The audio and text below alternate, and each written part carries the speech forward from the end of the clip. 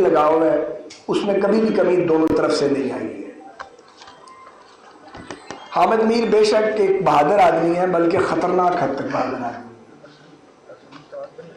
جب یہ ہمارے موقف کی حمایت کر رہے ہوتے ہیں تو ہمیں اچھے لگتے ہیں، اور جب یہ ہمارے موقف کی حمایت نہیں کرتے تو ہمیں برے لگنے شروع ہو جاتے ہیں۔ یہ ہر دور میں ایک جو جدوجہد کرنے والے لوگ ہیں ان کے ہیرو بن جاتے ہیں، اور جو حکمران ہوتے ہیں ان کے لیے یہ ولن بن جاتے ہیں۔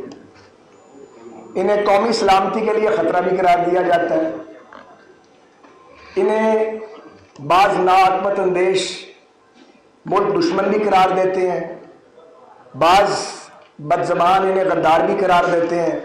آپ کو پتہ ہے اس ملک میں ملک دشمنی، قومی سلامتی سے متصادم ہونا اور غداری، یہ سرٹیفکیٹ تو بانٹے جاتے ہیں۔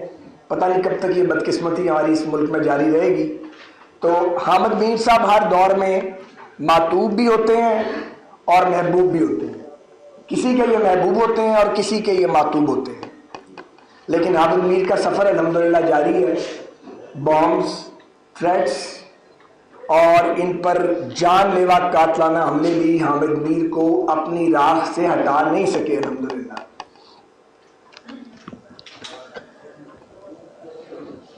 میں کچھ باتوں کی شہادت ضرور دینا چاہتا ہوں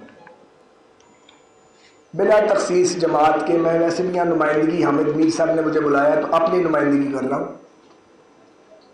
میں نے حامد میر کو، یہ تو آپ سب جانتے ہیں کہ کبھی جھکا نہیں، دبا نہیں۔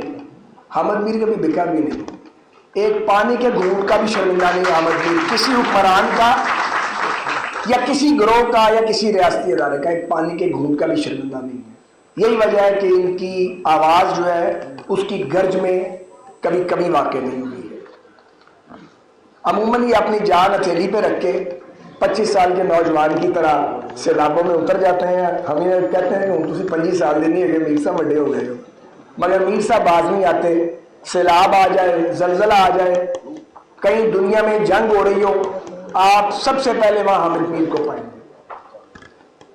ان کا اسلوب اتنا عام فہم ہے، میں عموماً سوچتا ہوں کہ حامد میر کی بریوری تو وہ سب کو پتہ ہے۔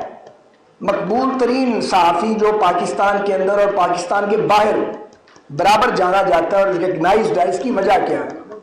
وہ حامد میر کی بے ساختگی ہے، ان کی روانی ہے، اور عام فہم زبان میں وہ عام آدمی کو ایڈریس کرتے ہیں، اس لیے ان کی ہوئی بات فوراً لوگوں کو سمجھ آ جاتی ہے۔ پھر میر صاحب اتنے ہی خطرناک ہو جاتے ہیں کیونکہ جس کے حق میں بات کرتے ہیں اس کو فائدہ ہو جاتا ہے، یہ میرٹ میں بات کرتے ہیں، اور جس سے اختلاف کرتے ہیں اس کی ایسی کی تیسی ہو جاتی ہے، کیونکہ لوگ ان کی بات کو بہت غور سے سنتے ہیں اور ان کی بات بڑی وزنی ہوتی ہے۔ میر صاحب کی کتاب روداد ستم میں نے پڑھی ہے، یہ 12-14 دن پہلے میرے ہاتھ لگ گئی تھی تو میں نے اس کو پڑھا ہے۔ یہ 103 منتخب اور ان کے کالم جو مطبوعہ بھی ہیں اور غیر مطبوعہ بھی ہیں، جنہیں شائع نہیں کیا جا سکا، ان کا یہ مجموعہ ہے۔ اس میں ایک تحریر ہے جو ابتدا میں ہے، کس کی روداد ستم، آپ اسے پڑھ لیں، وہ پوری کتاب کا نچوڑ ہے اور وہ حاصل کلام ہے۔ اسی طرح پاگل فلسفی کا ناچ جو 1967 میں آغا شورش کشمیری مرحوم نے چٹان میں اپریل 67 کے شمارے میں شائع کی تھی، انہوں نے اس کو ریپروڈیوس کیا اور اس کے ساتھ پھر اپنی رائے دی ہے۔ بدقسمتی سے پاگل فلسفی کا ناچ تو آج بھی جاری ہے پاکستان، یہ ختم ہی نہیں ہونے میں آ رہا، دائرے کا سفر ختم ہونے میں نہیں آ رہا۔ حامد میر صاحب ایک آدھ بار میری وجہ سے بھی بے روزگاری کا مزہ چکھ چکے ہیں، بڑی پرانی بات ہے۔ میں نے ان سے کسی سے ملنے کی درخواست کی، یہ چکے پروفیشنل جرنلسٹ ہیں، انہوں نے کہا ٹھیک ہے، تو یہ مہربانی کی، میرے کہنے پہ چلے گئے۔ ان کے اس وقت کے دوست حکمرانوں کو پتہ لگ گیا، انہوں نے میر صاحب کو فارغ کروا دیا۔ ہم ان کی مدد کوئی نہیں کر سکے، مگر میر صاحب کی پیشانی پہ کبھی شکن نہیں ہے۔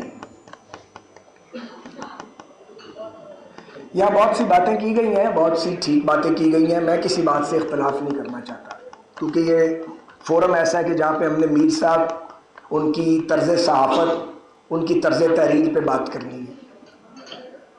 لیکن مجھے کچھ ضرور کہنا ہے، کچھ کہے بغیر تو آپ کو پتہ میں رہ بھی نہیں سکتا۔ ہمارا المیہ یہ اصل میں میری پرسوں والد صاحب کی برسی کا جلسہ ہے، میں نے باتیں وہیں کرنی ہے تو وہ میں بچا کے رکھوں گا، کچھ بات میں کرنا چاہتا ہوں۔ لیکن جو پاکستان کی صورتحال ہے مجھے باقیوں کا نہیں پتا، مجھ جیسے لوگ اس پہ بہت آزردہ ہیں، ہمیں خوشی نہیں ہوتی، ہم نے ہر دور میں تکلیف کاٹی ہے۔ یہ احمد اویس صاحب بیٹھے ہیں آپ کے سامنے، میرے بھائیوں کی طرح، ان سے پوچھیں۔ مسلم لیگ کا دور اقتدار تھا، میں ان کے دفتر میں بیٹھا ہوا تھا، احمد اویس صاحب کے، ان کو شاید یاد ہے یا بھول گیا ہے، اسلم دار صاحب ان کے جونیئر تھے، تو میری گرفتاری ان کے دفتر سے ہوئی تھی، بہت پرانی بات ہے، 80s کی بات ہے، 86 کی بات ہے۔ 7-8 مہینے کاٹ کے میں واپس آیا تھا۔ ہر دور میں جیل کاٹی ہے، اپنے دور میں بھی کاٹی ہے، کسی دور میں مفر نہیں ہے۔ تو ہر دور میں جیل کاٹنے کے بعد، 50 سال سیاست کرنے کے بعد، ڈان سوٹے کی سیاست بھی کی ہے اسٹوڈنٹ پالیٹکس میں، وہ بھی پتہ، احمد میر صاحب ساتھ ہی تھے اس وقت بھی، تو بہت لڑائی لڑی ہے زندگی میں۔ مجھے کچھ باتیں سمجھ آ گئی ہیں، وہ نچوڑ ہے۔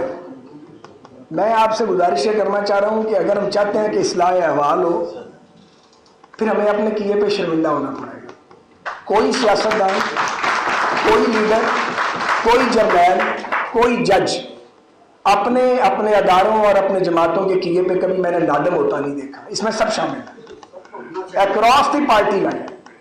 اگر آپ یہ سمجھیں کہ شرمندہ ہوئے بغیر اور اپنی غلطیوں کو مانے بغیر ہم آگے بڑھ سکتے ہیں، مجھے نہیں لگتا کہ ہم آگے بڑھ سکتے ہیں۔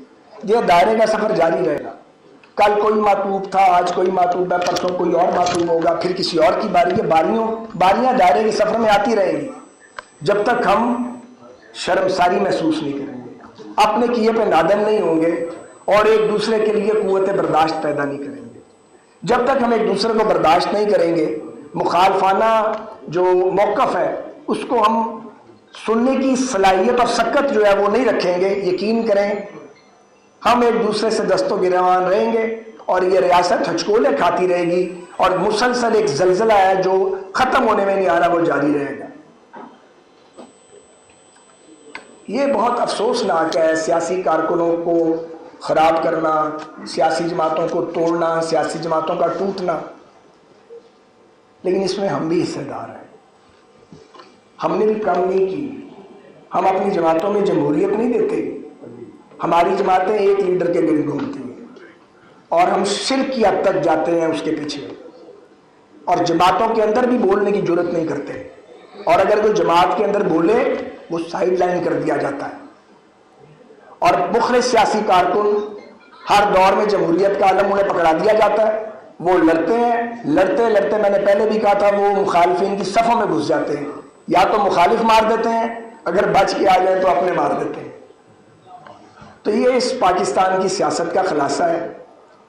تمام سیاسی جماعتوں کو اپنے اندر پہلے جمہوریت لانی چاہیے۔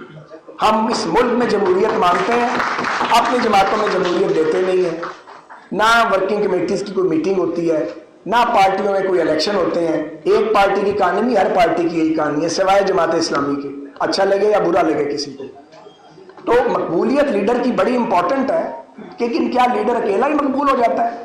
جو سیاسی کارکن ایندھن بنتے ہیں ساتھ، جو ماریں کھاتے ہیں، جو اقتدار تک لے کے جاتے ہیں، جو مشکل وقت میں ساتھ جیتے مرتے ہیں، اپنے پورے خاندان داؤ پہ لگا دیتے ہیں، ان کی جماعتوں میں سے ہونی چاہیے یا نہیں ہونی چاہیے؟ ان کی کوئی سے نہیں ہوتی۔ تو یہ ہمارے اپنے المیے ہیں۔ کبھی کبھی زمانہ جنگ آ جاتا ہے، زمانہ امن بھی آتا ہے۔ جب سیاسی جماعتوں پہ زمانہ امن آتا ہے ہم اس وقت کو ضائع کر دیتے ہیں، وہ ہم اپنے مخالفین کو گھسیٹنے اور رگیدنے میں مصروف ہوتے ہیں۔ جو بھی یہ سمجھتا ہے، آج یہ سمجھتا ہے یا کل ماضی میں یہ سمجھتا تھا کہ وہ اپنے مخالف کا سر قلم کر کے وہ آگے بڑھ جائے گا، اسے پتہ ہونا چاہیے کہ اس کا اپنا بھی سر قلم ہوگا۔ قانون قدرت کو ہم روک نہیں سکتے۔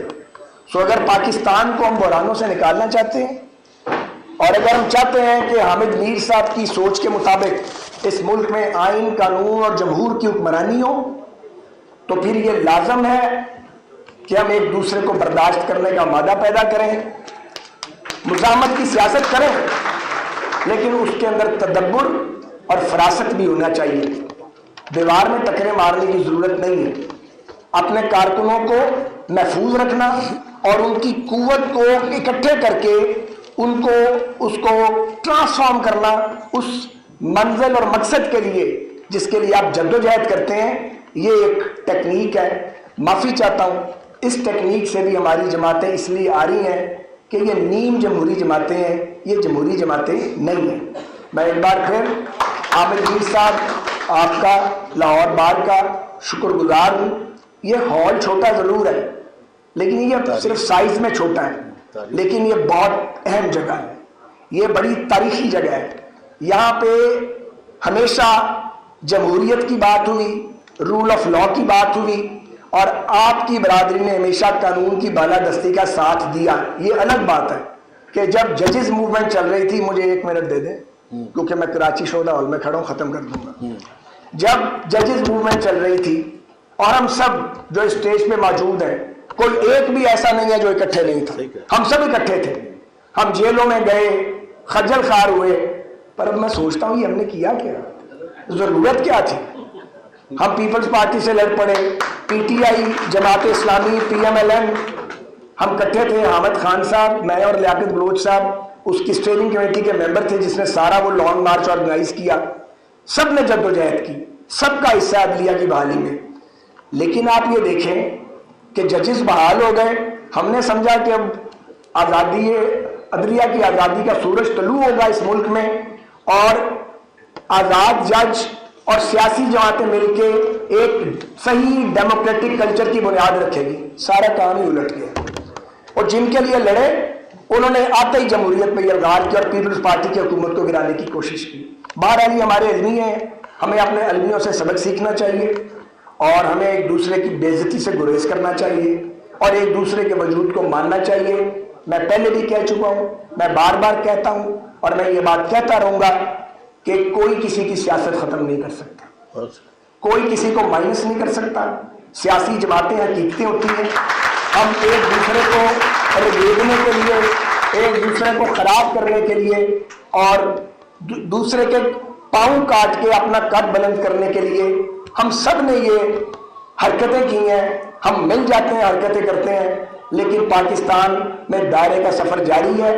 اگر ہم نے اپنے ملک کو منزل مراد پر پہنچانا ہے تو پھر ہمیں سول سرچنگ کرنی پڑے گی، اور ہمیں اچھے سے سوچنا پڑے گا پاکستان کی پولیٹیکل پارٹیز کو وہ مقبول ہیں یا کم مقبول ہیں۔